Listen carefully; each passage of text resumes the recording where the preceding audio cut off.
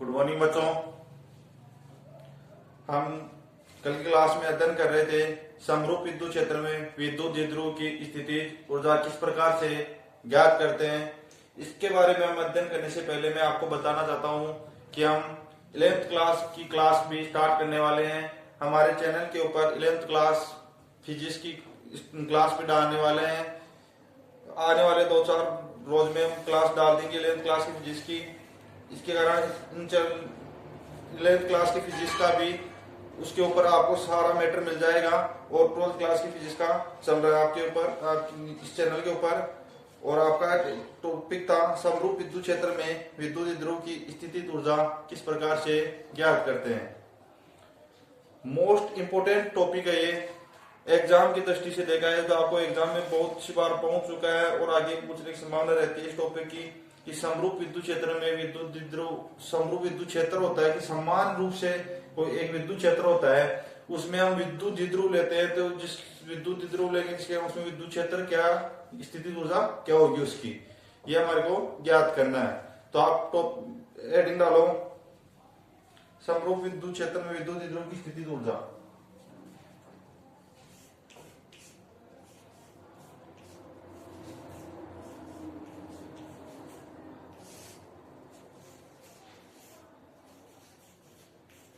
समरूप विद्युत क्षेत्र में विद्युत द्विध्रुव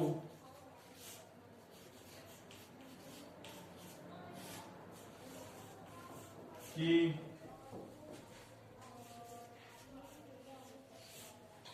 स्थिति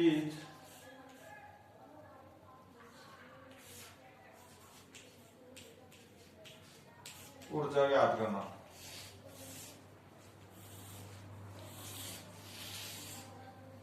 समरूप विद्युत क्षेत्र एक समान विद्युत क्षेत्र फैला हुआ तो उसमें हम क्या लेंगे, एक विद्युत द्विध्रुव लेंगे जिसके कारण क्या ज्ञात करना हमारे को स्थिति ऊर्जा ज्ञात करनी है। तो क्या करते हैं, सबसे पहले डायग्राम बनाते हैं कि ये एक समान विद्युत क्षेत्र है।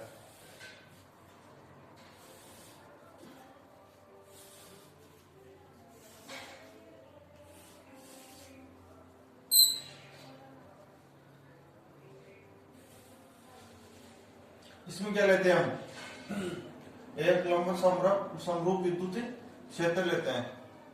सॉरी, एक समरूप विद्युत क्षेत्र में क्या लेते हैं, विद्युत द्विध्रुव लेते हैं हम। क्या लेते हैं हम, एक समरूप विद्युत क्षेत्र में क्या लेते हैं हम, विद्युत द्विध्रुव लेते हैं हम जिसकी लंबाई कितनी है, 2r लंबाई है। हमारे को पता है कि विद्युत द्विध्रुव की लंबाई कितनी ली थी हमने पीछे, 2r। तो इसकी लंबाई कितनी होगी, 2r। हमें इसकी विद्युत द्विध्रुव की स्थिति ऊर्जा ज्ञात करने के लिए क्या करते हैं, हम इस विद्युत द्विध्रुव को लंबवत क्षेत्र से किसी कोण थीटा के ऊपर लेंगे। किस प्रकार से ज्ञात करेंगे हम इस लंबवत क्षेत्र से विद्युत क्षेत्र की दिशा इस तरफ है और इस तरफ तो ये लंबवत है इसके, तो इस प्रकार से ज्ञात विद्युत क्षेत्र इस प्रकार से ज्ञात नहीं होगा हमारे को, स्थिति ऊर्जा इस प्रकार से ज्ञात नहीं होगी। इसके लिए क्या करेंगे, इसको हम थीटा कोण के ऊपर लेते हैं। हम किसको, विद्युत द्विध्रुव को हम थीटा कोण के ऊपर लेते हैं।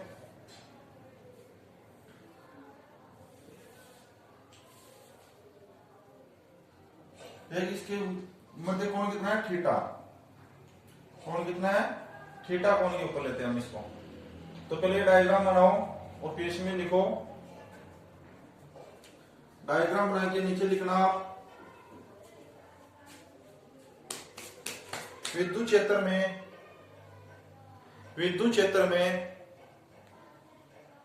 द्विध्रुव की विद्युत क्षेत्र में विद्युत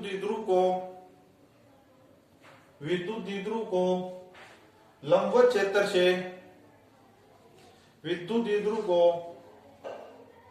लंबवत क्षेत्र से किसी कोण लंबवत क्षेत्र से किसी कोण तक घुमाने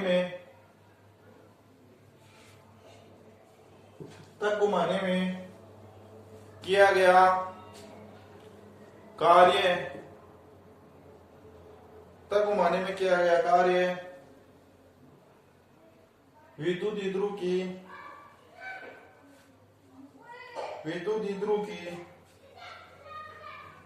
स्थितिज ऊर्जा के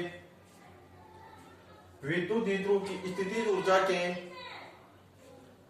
बराबर होता है। क्या होता है? विद्युत द्विध्रुव की स्थितिज ऊर्जा के बराबर होता है। अब इसके नीचे लिखो, नीचे वाला लाइन में कि विद्युत क्षेत्र में विद्युत द्विध्रुव को किसी लंब क्षेत्र से किसी कोण तक घुमाने में किया गया कार्य क्या होता है? विद्युत स्थितिज ऊर्जा के बराबर होता है। ये तो हमने लिख लिया। अब नीचे लिखो ये कितना कोण से घुमा है वो लिख लो आप कि थीटा विक्षेप की स्थिति में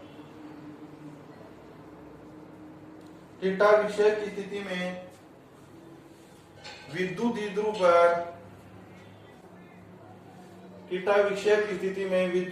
पर लगने वाला बलागुण को किससे दर्शाते हैं? टो से। क्या होगा? टो बराबर पी ई साइन थीटा। क्या होगा? बलागुण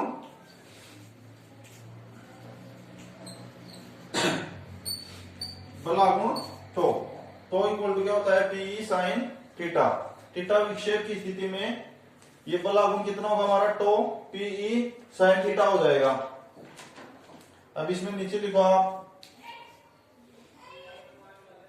बलागुण कितना हो गया? टो बराबर पी ई साइन थीटा हो गया। अब नीचे लिखो इस स्थिति में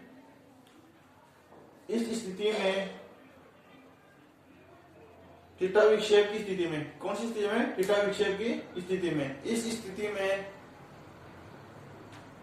डी थीटा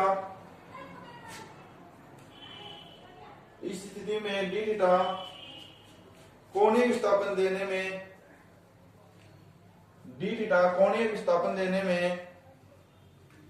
किया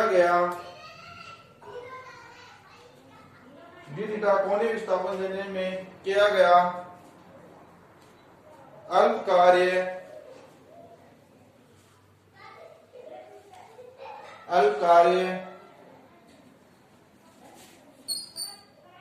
dw बराबर टो डी थीटा। अल्प कार्य कितना होगा?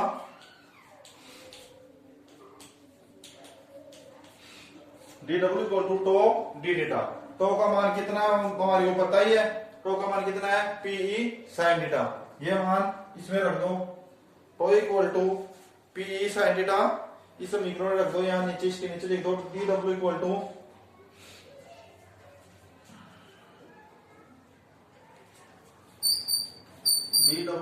इस प्रकार से लिख दो। टो का मान कितना था? पी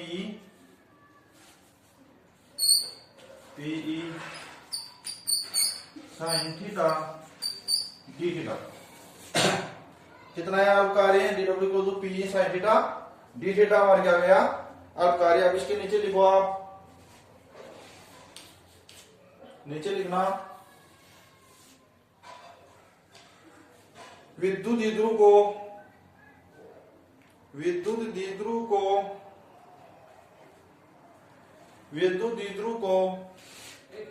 90 डिग्री से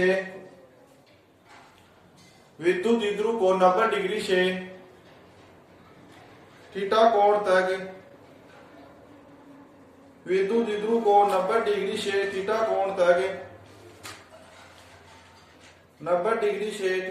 तक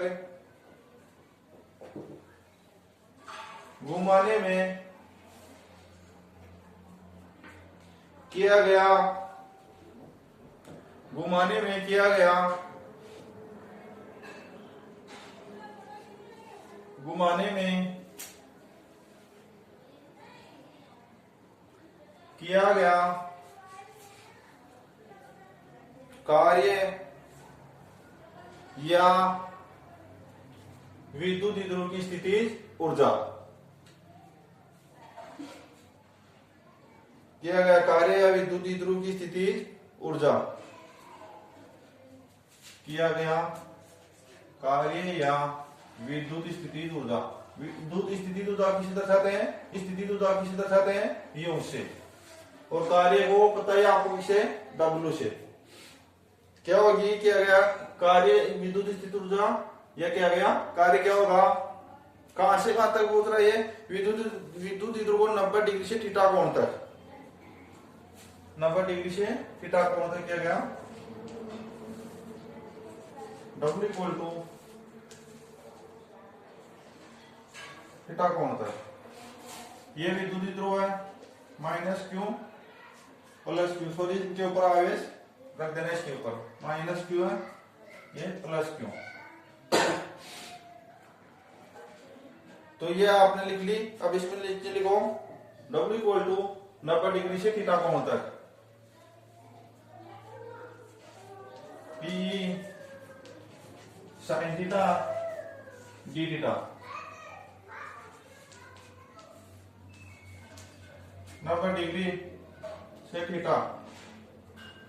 अब इसका समाकलन करेंगे तो क्या हो जाएगा हमारा, P तो क्या हो जाएगा बाहर, P बाहर आ जाएगा, किसका हो जाएगा हमारा साइन थीटा का समाकलन हो जाएगा। तो साइन थीटा का समाकलन क्या होता है, माइनस कोस थीटा, क्या होता है माइनस कोस थीटा होता है।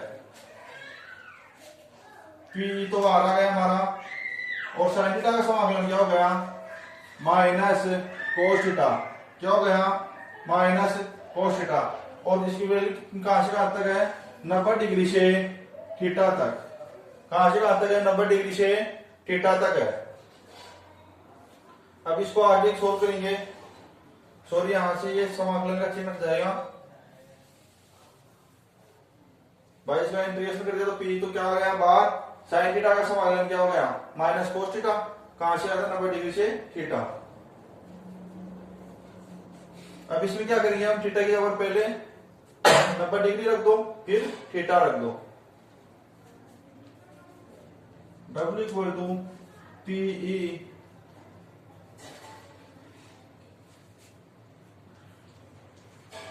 माइनस कोस 90 डिग्री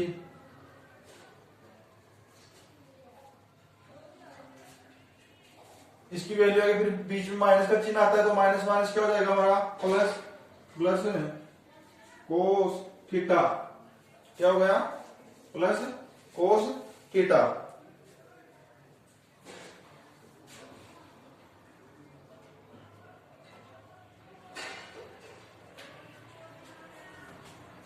तो पहले थीटा थीटा रखा जाएगा, पहले थीटा फिर कोस 90, तो क्या होगा W equal to P minus cos theta, पहले ऊपर वाली वैल्यू रखते हैं, फिर बीच में माइनस का चिन्ह, फिर माइनस पहले से एक तो और एक माइनस ये है, तो माइनस माइनस प्लस, फिर कोस 90।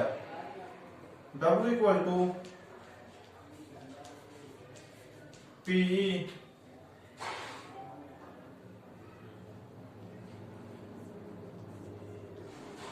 Minus cos theta.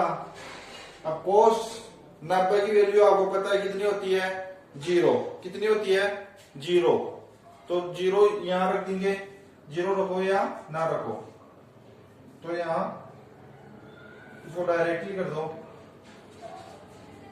तो W को तो क्या आ गया हमारा P माइनस कोस थीटा। अब माइनस कोस थीटा को हम बाहर लेके आएंगे तो क्या हो जाएगा W equal to minus P cos theta, क्या हो जाएगा W equal to minus P cos theta हो जाएगा। देखिए क्या कार्य ये किसकी बराबर है, विद्युत स्थिति ऊर्जा के बराबर है, तो ये इसकी बराबर भी हो जाएगा, U equal to minus P cos theta, इसके बराबर भी होगा विद्युत स्थिति ऊर्जा के बराबर, U equal to minus P cos theta. ये क्या आ गया हमारा, समरूप विद्युत क्षेत्र में विद्युत ध्रुव की स्थिति ऊर्जा आ गई, कितनी आ गई, U equal to minus P cos theta. अब इसके अंदर कुछ विशेषताएं हैं, वो विशेषताएं लिखो आप,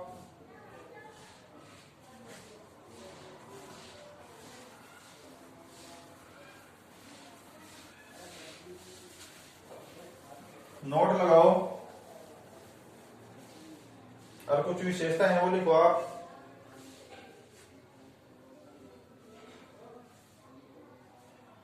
नोट लगा के लिखो आप, विशेष स्थिति,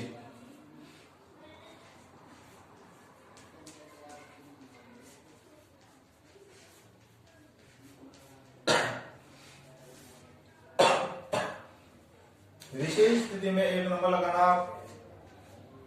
विशेष स्थिति में एक नंबर लगाओ आप। जब विद्युत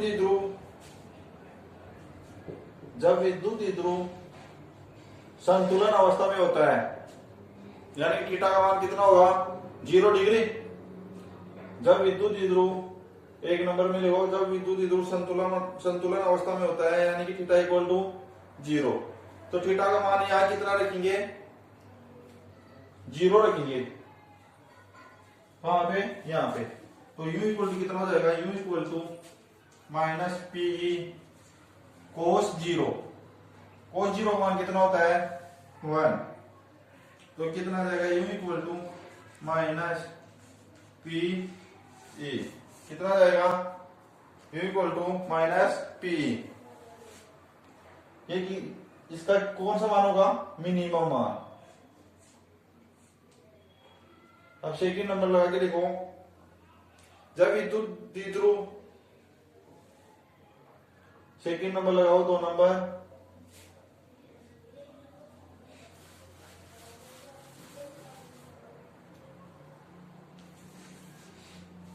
दो नंबर में लिखो आप। जब विद्युत द्विध्रुव क्षेत्र के लंबवत, जब विद्युत द्विध्रुव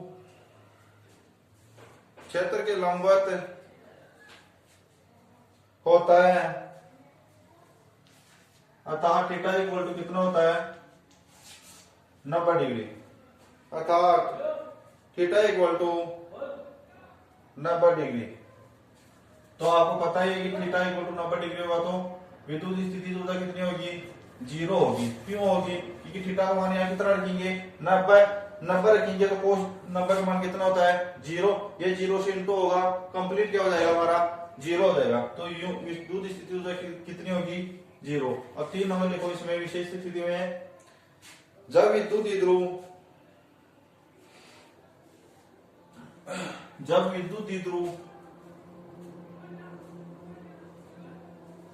अस्थायी, जब विद्युत द्विध्रुव अस्थायी संतुलन, जब विद्युत द्विध्रुव अस्थायी संतुलन में होता है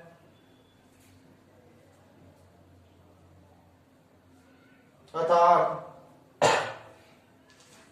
थीटा इक्वल टू 180 डिग्री, तो विद्युत स्थिति ऊर्जा कितनी आ जाएगी माइनस पीई कोस 180। तो आपको पता है कि कोस 180 डिग्री का मान कितना होता है equal to minus P. Cos 180 degree का मान कितना होता है -1। तो यू इक्वल टू कितना आ जाएगा प्लस पी, कि माइनस का 1 इससे गुना हो जाएगा तो प्लस का पी हो जाएगा। तो विद्युत स्थिति ऊर्जा कितनी आ गई प्लस पी। कितनी होगी ये मैक्सिमम।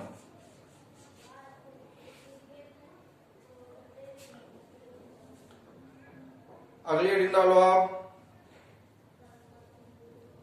चालक स्थिर विद्युतिकी, चालक स्थिर विद्युतिकी। अगली हेडिंग है चालक स्थिर विद्युतिकी।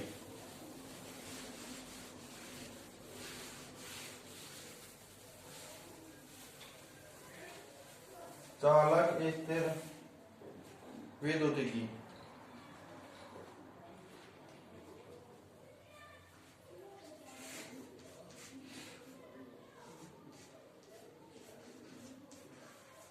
चालक स्थिर विद्युतिकी।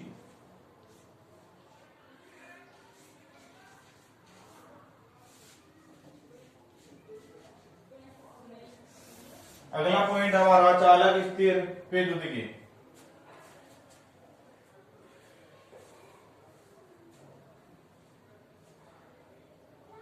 इसके बाद इसमें किसके बारे में करेंगे, चालकों के अंदर विद्युत क्षेत्र क्या होता है और चालकों के बाहर विद्युत क्षेत्र क्या होता है, इसके बारे में अध्ययन करेंगे। क्या चालक स्थिर विद्युतिकी। चालक स्थिर विद्युत की इसके बारे में बात करने से पहले हम बात करेंगे कि चालक कौन से पदार्थ होते हैं या चालक कौन से पदार्थों को कहते हैं। चालक वे पदार्थ होते हैं जिनसे विद्युत धारा आसानी से प्रवाहित होती है। कौन से पदार्थ होते हैं चालक? वे पदार्थ होते हैं जिनसे विद्युत धारा आसानी से प्रवाहित होती है, जिन्हें क्या कहते हैं? चालक पदार्थ कहते हैं। तो इसके नीचे लिखो आप, इसके बारे में आगे अध्ययन करने से पहले इसके बारे में थोड़ा कुछ नॉर्मली बात लिख लो। चालक कौन से पदार्थ होते हैं? चालक वे पदार्थ होते हैं, चालक वे पदार्थ होते हैं जिनमें से होकर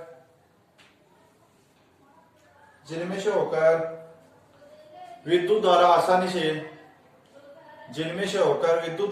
से प्रवाहित होती है।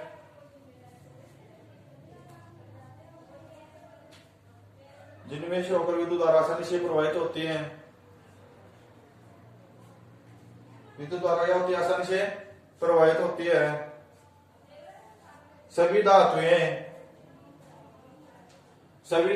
चालक होती हैं। सभी धातुएं चालक होती हैं। क्या होती है? सभी धातुएं चालक होती हैं। इनमें से क्या क्यों होती है चालक? इनमें से विद्युत धारा क्या होती है? आसानी से प्रवाहित होती है। इनमें से विद्युत धारा आसानी से प्रवाहित होती है, क्या होती है? चालक होती है।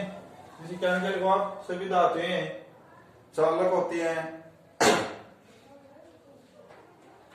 और सबसे अच्छी विद्युत की सबसे अच्छी चालक क्या है? विद्युत की सबसे अच्छी चालक क्या है? चांदी। तो इसमें लिखो चांदी। ये कुछ नॉर्मली बातें हैं जो आपको ध्यान में रखनी है। एक आपको एग्जाम पूछेंगे विद्युत की सबसे अच्छे चालक क्या है, आगे आपको जाके कंपटीशन में पूछते हैं, तो इसको ध्यान में रखना है। चांदी सबसे अच्छी चालक होती है। चांदी सबसे अच्छी चालक होती है। क्या होती है? सबसे अच्छी चालक होती है। और नीचे लिखो चालकता का मुख्य कारण।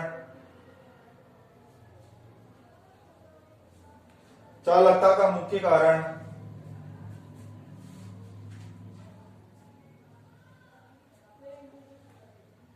चालक में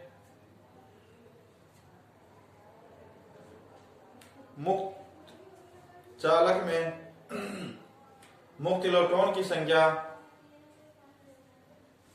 चालक में मुक्त इलेक्ट्रॉन की संख्या बहुत अधिक होती है। चांदी क्या है? सबसे अच्छी चालक है। तो इसमें क्या है? हमारे को पता है सबसे अच्छी चालक है, तो इसमें क्या है? मुक्त इलेक्ट्रॉन की संख्या बहुत अधिक मात्रा में है, जिसके कारण विद्युत की सबसे अच्छी चालक है। क्या है? क्या है? चांदी। तो क्या इसमें बहुत अधिक होती है। इसमें क्या होती है? मुक्त इलेक्ट्रॉन की संख्या बहुत अधिक होती है।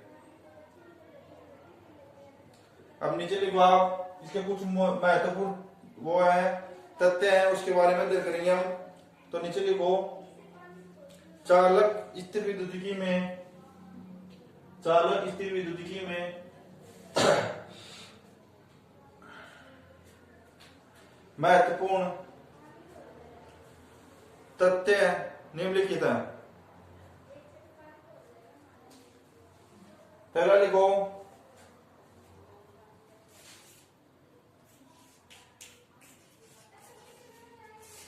चालक के अंदर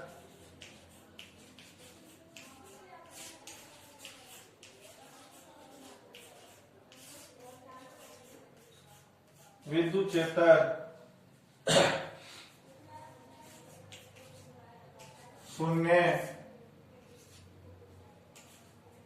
होता है।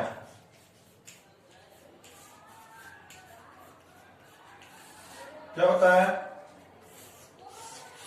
चालक के अंदर क्या होता है? विद्युत क्षेत्र क्या होता है? शून्य होता है। इसके बारे में अध्ययन करने के, इसके बारे में अध्ययन करने के लिए क्या करते हैं? हम एक चालक लेते हैं,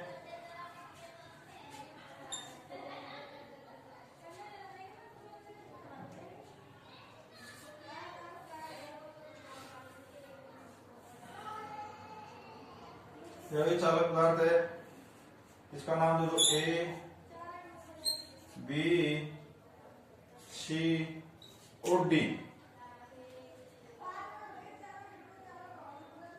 इसको हम रख देते हैं बाह्य, ये चालक पदार्थ इसको हम किसके अंदर रखते हैं, बाह्य विद्युत क्षेत्र में रखते हैं।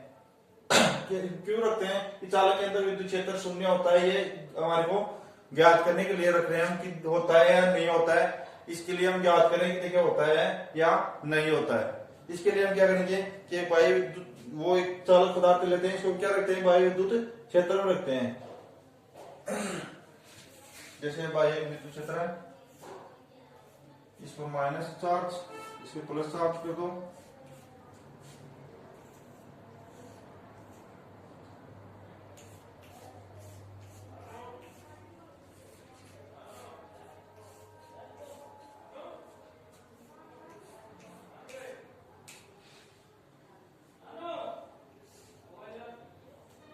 अब ये क्या हमारा चालक पदार्थ है। अभी इसमें क्या है, मुक्त मुक्त इलेक्ट्रॉन घूम रहे हैं, इधर के उधर घूम रहे हैं। अब जैसे इसको हम इसके अंदर रख रहे हैं, बाह्य विद्युत क्षेत्र में रख रहे हैं इस चालक पदार्थ को, तो मुक्त इलेक्ट्रॉनों की दिशा एक निश्चित हो जाएगी। तो मुक्त इलेक्ट्रॉनों की दिशा किस तरफ हो जाएगी, ए बी से सी डी की तरफ हो जाएगी, ए बी से सी डी की तरफ हो जाएगी, जिसके कारण इसके ऊपर तो क्या जाएगा, नेगेटिव चार्ज आ जाएगा। क्या जाएगा, नेगेटिव चार्ज। और इस ए बी के ऊपर पॉजिटिव चार्ज, कौन सा चार्ज, पॉजिटिव चार्ज आ जाएगा। किसके ऊपर, ए बी के ऊपर, और सी डी के ऊपर नेगेटिव चार्ज। क्यों आया कि मुक्त इलेक्ट्रॉनों की बाह्य विद्युत क्षेत्र या मुक्त इलेक्ट्रॉनों की दिशा क्या हो गई, सी डी परत की तरफ हो गई, जिसके कारण इसके ऊपर पॉजिटिव चार्ज आ गया, इसके ऊपर नेगेटिव चार्ज आ गया। तो इसमें पहले ये डायग्राम बनाओ, और डायग्राम बनाने के बाद में आगे लिखो। इस डायग्राम जैसे जैसे बनाया है, जैसे समझाया वैसे वैसे लिखना है, इसमें कुछ नहीं है। कि माना, पहले डायग्राम बना लो, फिर इसमें लिखना है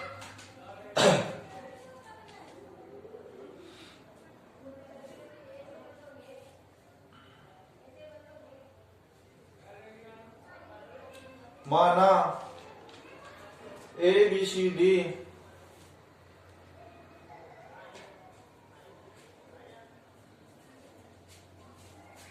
ये बाह्य विद्युत क्षेत्र की, इसको नाम दे दो आप E0 सदिश। बाह्य विद्युत क्षेत्र कौन सा है, E0 सदिश।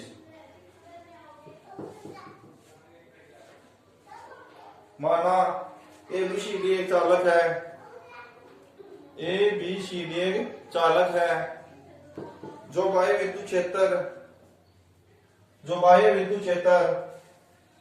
E0 सदिश में स्थित है।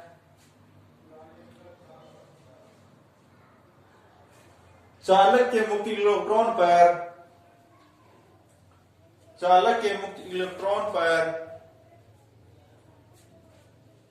बाह्य विद्युत क्षेत्र, मैंने बताया चालक के अंदर मुक्त इलेक्ट्रॉन है। अब यदि हम इस चालक को इस बाह्य विद्युत क्षेत्र में रखेंगे तो इसके अंदर, चालक के अंदर मुक्त इलेक्ट्रॉन इसके ऊपर बल लगेगा, तो जिसके कारण चालक के अंदर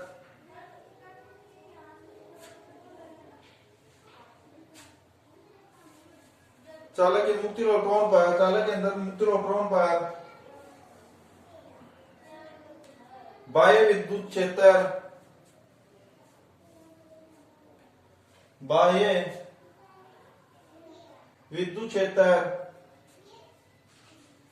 की विपरीत, बाह्य विद्युत क्षेत्र की दिशा के विपरीत, बाह्य विद्युत क्षेत्र इस तरफ है तो इसके विपरीत इस तरफ भी होगा। और मैंने बताया कि इस तरफ भी मुक्त इलेक्ट्रॉन इधर जाएंगे, कौन सी परत, सी डी परत के ऊपर। बाह्य विद्युत क्षेत्र के विपरीत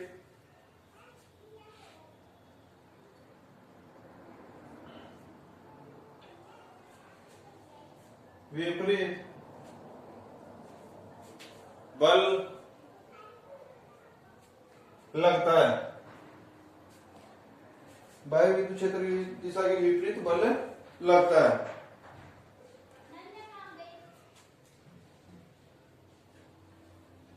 और चालक के मुक्त इलेक्ट्रॉन,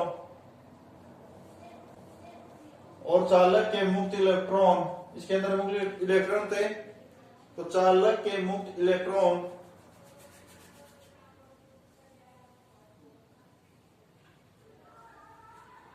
पृष्ठ AB से CD की ओर, पृष्ठ AB से CD की ओर गति करने लगते हैं। पृष्ठ AB से CD की ओर गति करने लगते हैं। कौन करते हैं? मुक्त इलेक्ट्रॉन, बाह्य विद्युत क्षेत्र की दिशा के विपरीत। पृष्ठ AB से CD की ओर गति करने लगते हैं और इलेक्ट्रॉन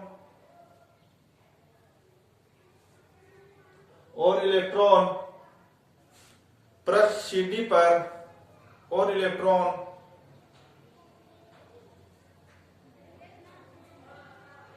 पृष्ठ CD पर एकत्रित हो जाते हैं।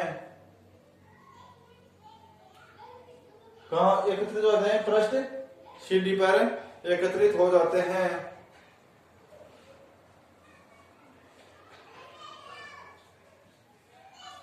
इलेक्ट्रॉन इस पृष्ठ CD के ऊपर एकत्रित हो गए तो यहाँ तो धनावेश बचेगा।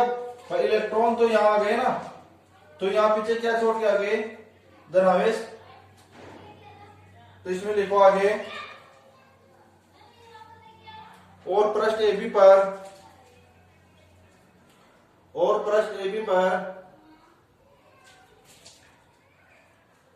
परिणाम में समान, और पृष्ठ AB पर परिणाम में समान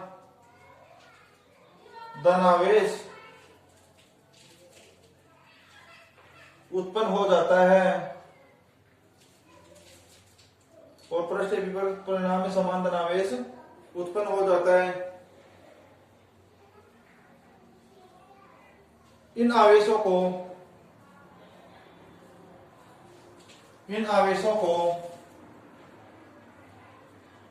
प्रेरित आवेश कहते हैं।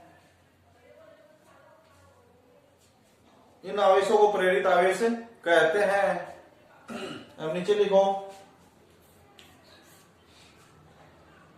कुछ लिखना है बस, जो आपको डायग्राम समझ में आ गया तो इसके नीचे बस इसी डायग्राम के बारे में लिखना है कि एक एबीसीडी एक चालक, इसके अंदर मुक्त इलेक्ट्रॉन गति कर रहे हैं, इसको बाह्य विद्युत क्षेत्र में रखते हैं। तो इस बाह्य विद्युत क्षेत्र में रखेंगे तो जिसके कारण इसके अंदर जो मुक्त इलेक्ट्रॉन है वो भी इसके बाह्य विद्युत क्षेत्र की विपरीत दिशा में गति करने लगेंगे और पृष्ठ एबी से पृष्ठ CD की ओर गति करेंगे और इसके कारण CD के ऊपर इलेक्ट्रॉन आ जाएंगे और AB के ऊपर इसके विपरीत दिशा में धनावेश आ जाएगा। और इसके नीचे लिखो आप, इन प्रेरित आवेशों के कारण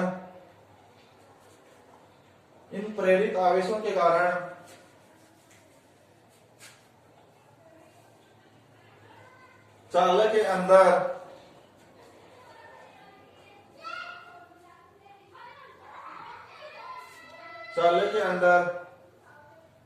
एक विद्युत क्षेत्र उत्पन्न होगा। तो इन प्रेरित आवेशों के कारण चालक के अंदर एक विद्युत क्षेत्र ईपी सदिश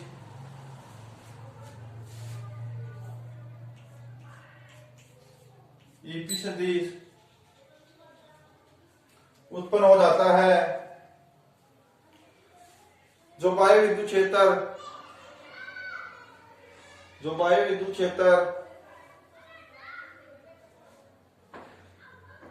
E0 सदिश, बाह्य विद्युत क्षेत्र कितना था हमारा? E0 सदिश का विरोध करता है, जो बाह्य विद्युत क्षेत्र E0 सदिश का विरोध करता है। जैसे ही ईपी सदिश का परिणाम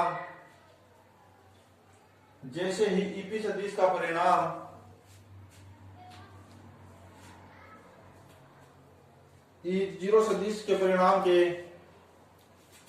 E0 सदिश का मतलब बाह्य विद्युत क्षेत्र के परिणाम के बराबर E0 सदिश के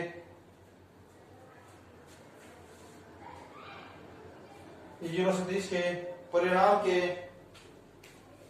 बराबर हो जाता है।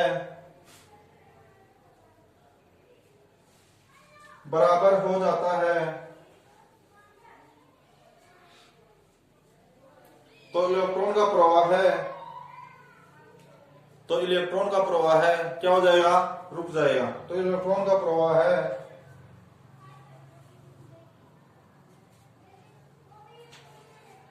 तुरंत रुक जाता है। अतः चालक के अंदर, अतः इलेक्ट्रॉन का प्रवाह तुरंत रुक जाएगा, तो हमारे को पता है कि चालक के अंदर क्या हो जाएगा, विद्युत क्षेत्र क्या हो जाएगा, शून्य हो जाएगा। अतः चालक के अंदर विद्युत क्षेत्र शून्य होता है।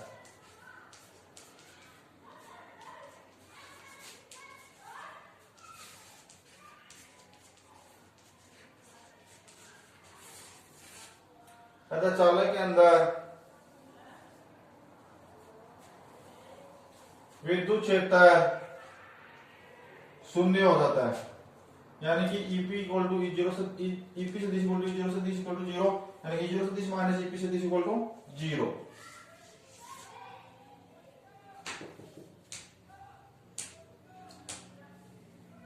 अब इसमें सेकंड नंबर डालो आप। फर्स्ट नंबर था आपका चालक के अंदर विद्युत क्षेत्र शून्य होता है, ये सिद्ध किया हमने, ये होता है या नहीं होता है, इसके बारे में अध्ययन कर लिया। आपको एग्जाम में पूछ सकता है कि चालक स्थिर विद्युत में चालक के अंदर विद्युत क्षेत्र शून्य होता है, सिद्ध करो। इस प्रकार से पूछ सकता है आपको। तो आपको ये करना है डायग्राम बना के और इसके बारे में ये लिख देना है। तो सेकंड नंबर लिखो आप।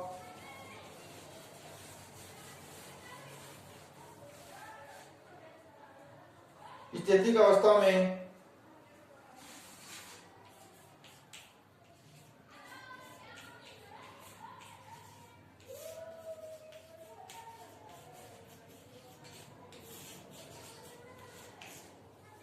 यानी स्थितिक अवस्था में चालक के अंदर कोई स्थितिक अवस्था में चालक के अंदर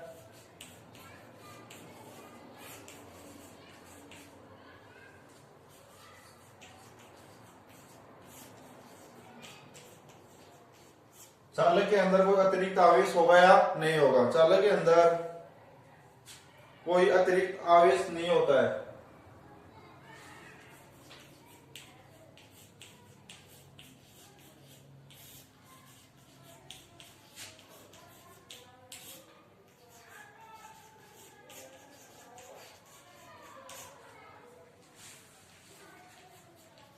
ये बताना है।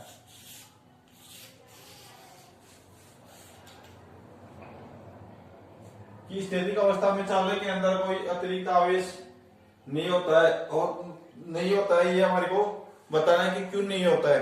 मैंने आपको पहले बताया कि जब चालक आवेश दिया जाता है, वो आवेश कहां पर वितरित होता है, उसके पृष्ठ के ऊपर वितरित होता है। कि आवेश पृष्ठ के ऊपर ही तो रहता है, अंदर थोड़ी जाता है। तो इसमें लिखो आप, जब चालक को आवेशित किया जाता है, तो जब चालक को आवेशित किया जाता है तो आवेश चालक के पृष्ठ पर रहता है।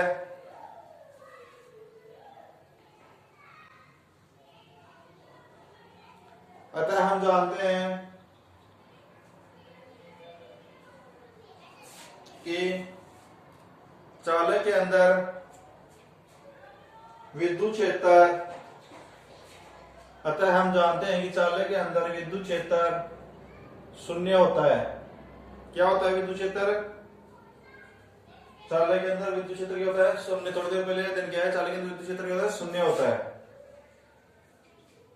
अतः गाउस प्रमेय क्या होगा हमारा? पहले आपने अध्ययन किया होगा गाउस प्रमेय, समाकलन बंद पृष्ठ ई सदिश डॉट डी सदिश बराबर Q upon epsilon 0।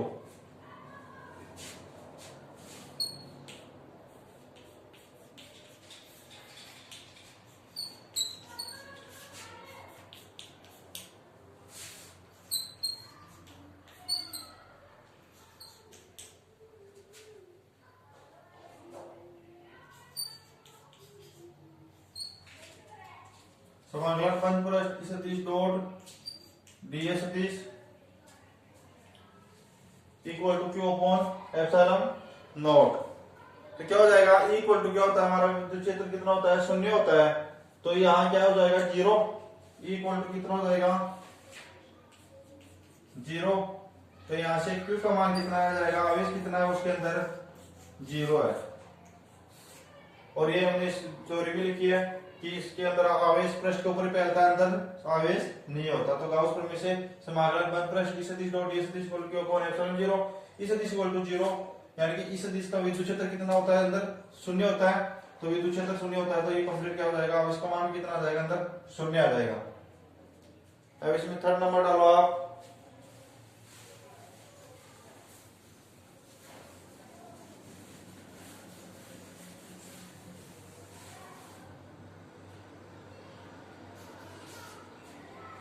Third number, आवेशित चालक के पृष्ठ के